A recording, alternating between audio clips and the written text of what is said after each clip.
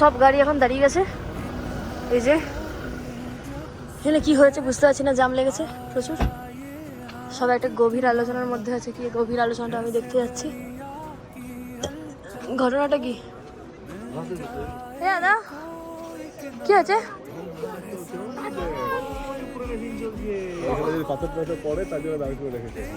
ওরে বাপরে,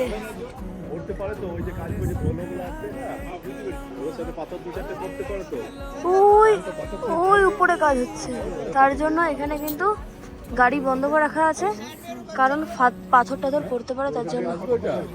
না অতটা ক্লিয়ার কে আসে, আমি জাস্ট হাত দিয়ে বুঝিয়ে দিলাম।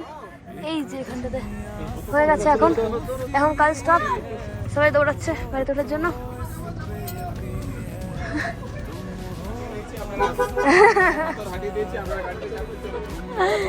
চলো চলো চলো।